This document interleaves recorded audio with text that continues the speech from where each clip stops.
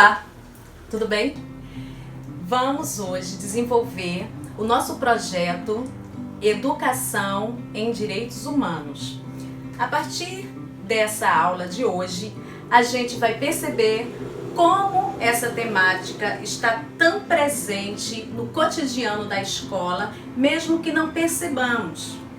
O importante é que a partir de agora você comece a perceber as necessidades, as demandas que a escola apresenta, para assim a gente se aprofundar a partir da Declaração dos Direitos Humanos. E hoje um convidado especial é o professor Márcio Roberto Coelho dos Reis, mestre em Relações Internacionais e também professor de História, atuando tanto na educação básica como no ensino superior. Olá, Elaine. Tudo bom, professor? Tudo ótimo. Que bom que o senhor pôde estar aqui conosco para tirar nossas dúvidas e nos ajudar para esclarecer nossas questões sobre os direitos humanos. Vai ser ótimo. Então, professor, primeiramente eu gostaria de perguntar ao senhor como se deu a construção dessa Declaração Universal dos Direitos Humanos. Quer dizer, não é uma coisa só do Brasil, não é? Fala um pouco pra gente dessa história. Então, Elaine, o pós-Segunda Guerra Mundial foi muito traumático por conta de todas as atrocidades que ocorreram, principalmente devido ao Holocausto. Então, a Declaração Universal dos Direitos Humanos, que é de 1948, ela é criada no conjunto do Pacto da criação da Organização das Nações Unidas, como uma forma de deixar para trás todo aquele período de violência, e principalmente violência contra a dignidade humana, e iniciar um novo período de construção para uma humanidade mais solidária e mais ciente das suas responsabilidades da preservação da vida e da própria espécie humana. Professor, a Segunda Guerra terminou em 1945. Exato. Então, esse documento ao qual o senhor se refere, né, que nós estamos discutindo aqui, foi criado 3 anos após. O senhor falou que foi no âmbito da criação da Organização das Nações Unidas. Exato. E a Organização das Nações Unidas, além de ter criado esse documento, como se deu essa construção? Qual o papel da ONU hoje? Como ficar mais fácil, né, para os nossos estudantes compreenderem melhor o papel desse órgão, né, aqui no Brasil? Como é que influencia a nós aqui? É muito importante, Elaine, você dar a oportunidade para a gente conversar sobre isso, porque as pessoas de fato não têm muito não conhecem o tamanho, né, a importância da Organização das Nações Unidas no âmbito, por exemplo, de pesquisas para produção de alimentos, para preservação de doenças, né, ou de grandes epidemias. A ONU, na verdade, é a segunda experiência de criação de uma grande organização internacional que visasse principalmente a preservação da paz. Segunda após qual, professor? Após a Liga das Nações. A Liga das Nações é criada após a Primeira Guerra Mundial, mas ela não conta com os principais países, as principais potências do mundo naquela época. Os Estados Unidos, por exemplo, não participam. A própria Alemanha, que foi considerada a grande derrotada da Primeira Guerra, ela é excluída da Liga, e depois, com a ascensão do nazismo, ela praticamente ignora a existência da Liga das Nações. A ONU, portanto, surge com um pouco mais de peso, né, com as principais potências mundiais, e ela tem uma responsabilidade de coordenar principalmente, não só manter a paz mundial através do seu Conselho de Segurança, ou pelo menos tentar, né, mas principalmente coordenar estudos no âmbito da produção de alimentos, da preservação de doenças e até mesmo no âmbito populacional, de estudos sobre a população, estudos sobre cultura, estudos sobre educação no mundo e em tantos outros campos. Entendi. Então, professor, como estávamos falando, aqui no Brasil nós temos a Constituição, a nossa última Constituição Federal, que é a Constituição de 1988. Qual a influência das Nações Unidas, dos direitos humanos, como esses direitos se refletem na nossa Constituição? Há um vínculo, há uma ligação, há algo de similar? O que o senhor pode falar sobre a nossa Constituição e essa Declaração Universal dos Direitos Humanos? Então, Elaine, acho que é legal a gente pontuar alguns dos principais direitos humanos para que as pessoas possam entender exatamente como é que elas estão presentes na Constituição. Então, segundo a Declaração Internacional dos Direitos Humanos, né, todos os direitos que os seres humanos possuem são direitos à vida, o direito à educação, o direito ao trabalho, o direito à moradia, o direito à segurança, o direito à renda. Então são elementos que caracterizam aquilo que as pessoas precisam para viver. Sim. Então a Constituição brasileira ela garante esses direitos, muitos deles como o direito à vida, por exemplo, o direito à liberdade de expressão, como direitos fundamentais, né, como as chamadas cláusulas pétreas, que não podem ser modificadas por emenda constitucional. Somente uma outra Constituição, uma nova Constituinte, poderia mudar esses direitos. E outros, como o direito à saúde, o direito à educação, também fazem parte da Carta Constitucional, coisa que não acontecia antes. Então, por exemplo, o Sistema Único de Saúde, que é uma conquista desta Constituição, porque foi ela que estabeleceu que o direito à saúde pública é universal para todos os brasileiros e brasileiras. Então, se o SUS existe hoje é porque ele está presente na Constituição como um direito fundamental à sociedade brasileira. E além da Constituição brasileira, outras constituições, né, que foram de países que se reformaram durante o período do pós-Segunda Guerra, seja próximo ao pós-Segunda Guerra, ou seja, depois, como no caso do Brasil, que infelizmente passou por uma ditadura nesse meio tempo, possuem esses direitos, incorporaram nas suas constituições esses direitos humanos, né, que estão presentes lá na Carta dos Direitos Humanos da ONU. Professor, agora, quando o senhor fala muito dos direitos humanos, assim, eu tenho escutado entre as pessoas, né, conversando assim, as pessoas se referem a esse termo direitos humanos de forma pejorativa. Às vezes até já me perguntaram assim, mas cadê os direitos humanos? Como se os direitos humanos fossem em si uma entidade. E aí às vezes eu falo, não, mas eu também defendo os direitos humanos. Você não defende os direitos humanos? Como é que o senhor pode debater essa questão que eu coloquei aqui? É aquilo que a gente estava falando antes, né? Um pouco de falta de conhecimento sobre o que são os direitos humanos. Então, se a pessoa entende que ela tem o direito de estar viva, que ela tem o direito de comer, que ela tem o direito de ter um emprego, de ter uma renda, que seus filhos, sua família tem o direito à educação, à moradia, tem o direito a uma vida digna, então ela também deveria ser defensora dos direitos humanos. Acontece que o termo direitos humanos foi banalizado num tom pejorativo por pessoas que ou não conhecem ou o fizeram de modo a detratar, né, a desqualificar o conceito de direitos humanos. Então, é um conceito muito associado, por exemplo, à ideia, né, à questão do debate sobre a violência, a criminalidade, e é muito mais amplo do que isso. Sim. E também, né, de toda forma, a gente não pode simplesmente reduzir esse conceito à ideia de que algumas pessoas merecem, né, receber os direitos humanos ou estar assistidas pelos direitos humanos e outras pessoas não merecem. Mas né? aí é universal. Os direitos humanos são universais. Todos têm direito à vida, têm direito a uma moradia digna, têm direito, por exemplo, a um julgamento digno, a uma defesa, caso sejam acusados por algum crime, caso sejam presos, têm direito a um tratamento digno na prisão, enfim. Então, as penalidades existem, elas serão aplicadas, porém não de forma aleatória, de forma que não seja condizente com a lei, mantendo o que aquelas pessoas precisam para necessariamente sobreviver, né? Porque ao contrário seria pena de morte, né? O que você pode falar sobre isso? Após um devido processo legal, ou seja, né, se uma pessoa é acusada por algum crime, ela primeiro, você tem a acusação, né? A investigação vai dizer se essa acusação vai gerar um processo, e nesse processo essa pessoa tem direito à defesa e ele tem direito a um julgamento. O julgamento tem direito a um recurso. Após esgotados todos os recursos, essa pessoa, se mantendo essa condenação, ela será presa. E ela será condenada, pode ser condenada à prisão. E estando, né, em confinamento, ela tem direito à alimentação, ela tem direito a algum tipo de lazer, ela tem direito à reeducação, né, para o trabalho. Reeducação, aí falou, né, na nossa área, que é a questão da formação humana é muito importante, não é, professor? Porque senão, ao contrário, as pessoas estariam condenadas a sei lá, não fazer parte da sociedade, a inutilidade, praticamente a morte, porque não existe só apenas a morte física, né? Há outras formas de morte.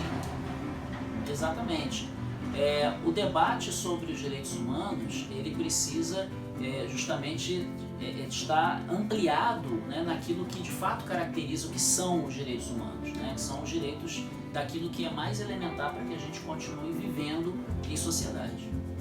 Entendi, professor. Agora, tem uma questão assim também que eu, né, conversando com os alunos, eles sempre me colocam, né, assim, com o fim das guerras, as pessoas consideram muito, quando fala de guerra, a Primeira Guerra e a Segunda Grande Guerra, né? Então, quando a gente fala de refugiado, as pessoas lembram muito daquele período, mas ultimamente a gente tem visto nos noticiários muitos refugiados, inclusive chegando aqui ao Brasil.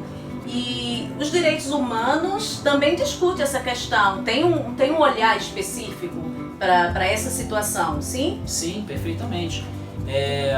Os refugiados, enfim, você tem várias categorias de refugiados, né? Existem os refugiados de guerra, que são pessoas que saem dos seus países, das suas regiões, têm que deixar suas moradias por conta de conflitos armados. Existem os refugiados também por questões humanitárias, né? Então, crises sociais, epidemias ou crises de fome. Então essas pessoas migram para procurar preservar a sua própria sobrevivência. E essas legislações dos países que procuraram se concentrar, né, na legislação internacional dos direitos humanos e preenchê-la, suas constituições, com esses princípios, elas prevêem também a assistência com base nos princípios fundamentais dos direitos humanos aos refugiados, né? A figura jurídica dos refugiados, né? desses migrantes que atravessam as fronteiras em busca apenas de sobreviver, né? De ter um lugar para viver, para trabalhar, sobretudo. É uma situação que, infelizmente, qualquer pessoa poderia estar passando. Não é, professor? Eu fico pensando muito nisso, assim, qual o nosso papel enquanto sociedade, mesmo que não sejamos governantes, mas eu, professora, vocês, toda a comunidade escolar, como a gente acolher, como a gente confortar, como a gente desenvolver empatia por aquelas pessoas que estão numa situação de dificuldade, né, que qualquer uma poderia estar. E às vezes há um certo preconceito, né, das pessoas, mas porque volta para lá, volta para Venezuela, vai para Cuba, vai para não sei para onde e não se identifica enquanto ser humano, não tem empatia. Então, professor, se o senhor me permite, eu quero até fazer essa defesa de que os direitos humanos, a educação dos direitos humanos na escola é essencial, porque você, estudante, você que participa da comunidade escolar, você vai ser multiplicador desse conhecimento, dessa defesa, e saber que você também tem direito, que você também pode defender, que você também é o que as pessoas chamam de pessoal dos direitos humanos. Justamente, Elaine, é verdade. É um dever de todos e todas sempre defender os direitos humanos como direitos inerentes à nossa própria vida, à nossa própria sobrevivência digna. Acho que é bem por aí o caminho.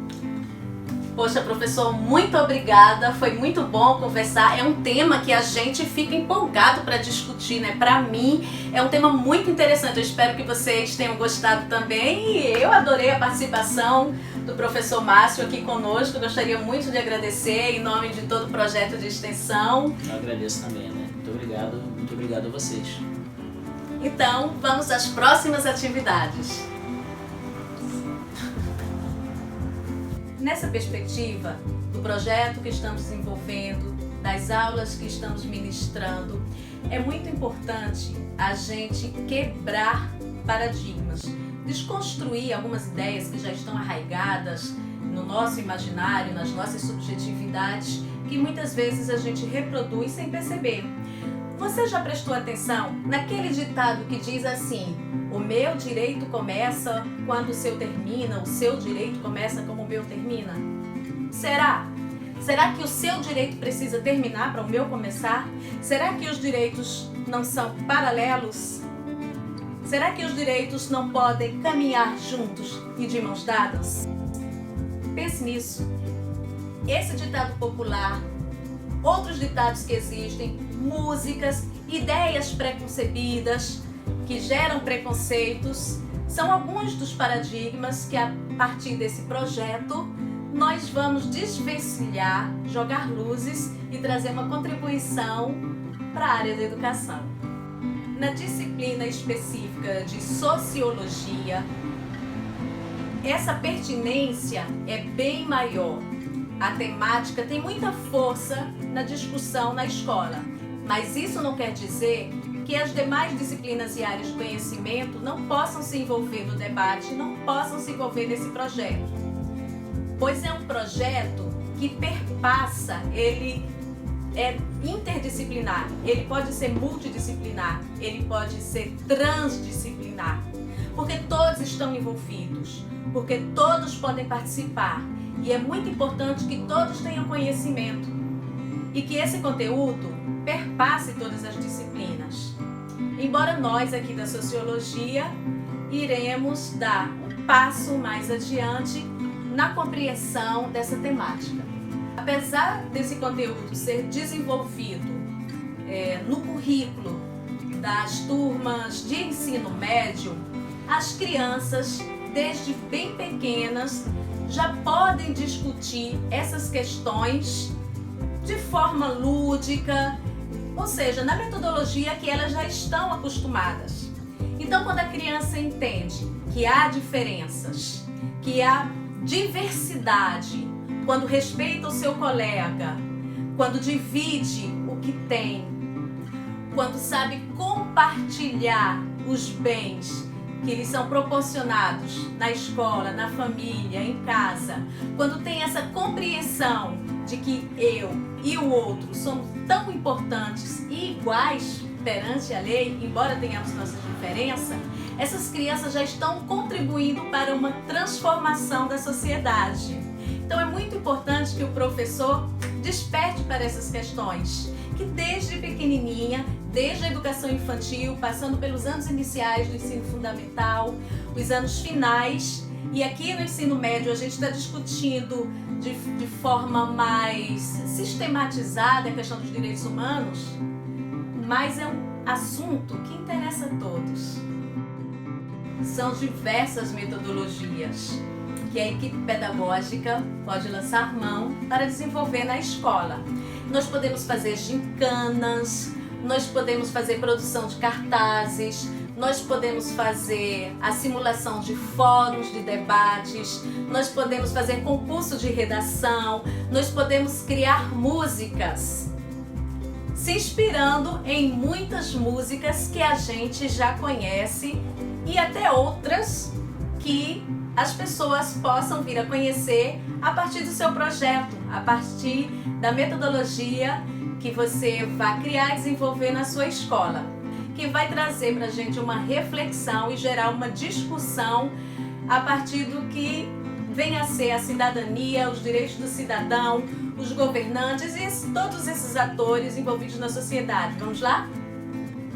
Questão de raça e etnia, questão dos refugiados, a educação, a inclusão social e tantos outros direitos, para além dos direitos sociais que nós já conhecemos, nós vamos compreender e entender que esses 30 artigos que fazem parte da Declaração Universal dos Direitos Humanos estão inseridos no documento que aqui temos no Brasil, chamado Educação para os Direitos Humanos.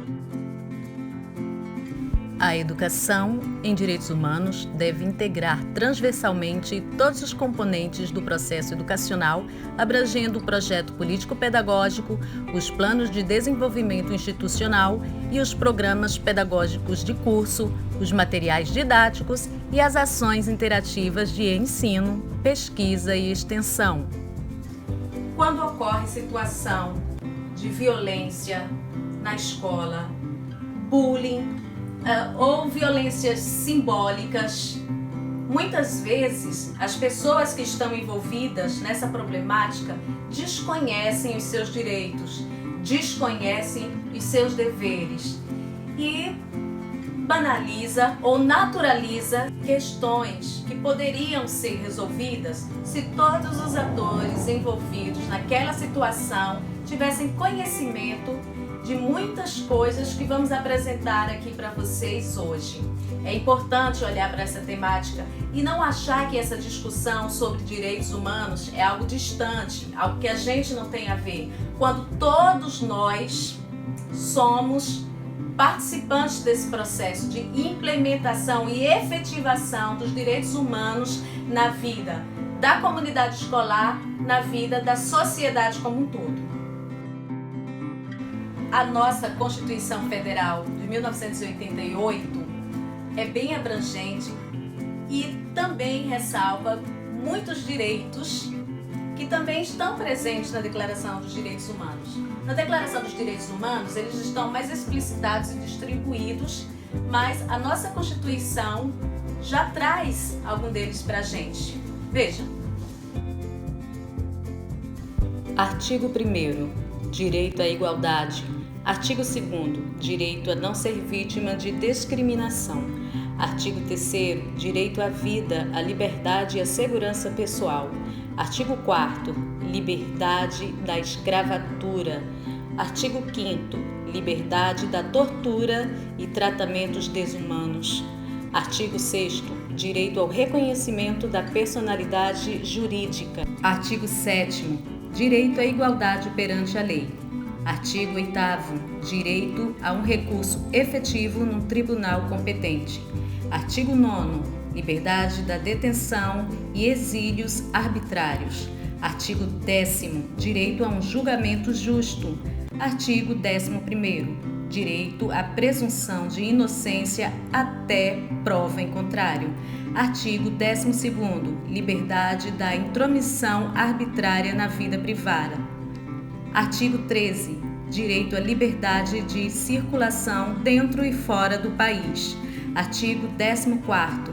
Direito a requerer asilo em outros países para fugir à perseguição. Artigo 15º.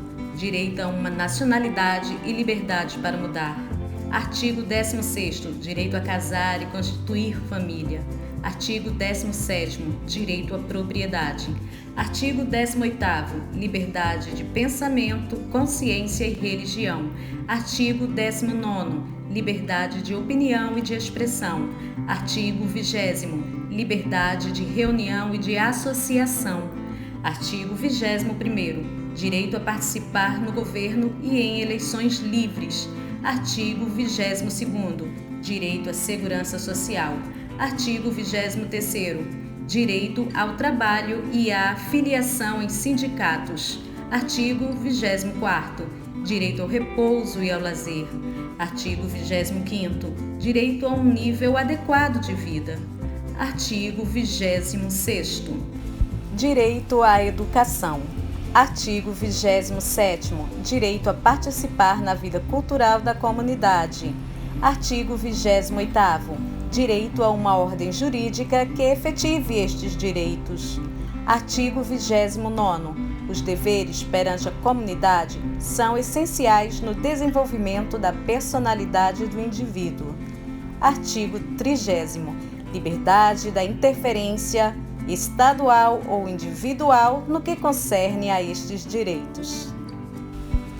E no dia 10 de dezembro, celebramos o Dia Internacional dos Direitos Humanos. Então, pessoal, essa foi a nossa contribuição para ampliar os nossos conhecimentos dentro da área da educação dos direitos humanos. Eu espero que vocês tenham gostado. Eu gostei muito de fazer. Quero deixar aqui o meu muito obrigado pela sua atenção. Tchau!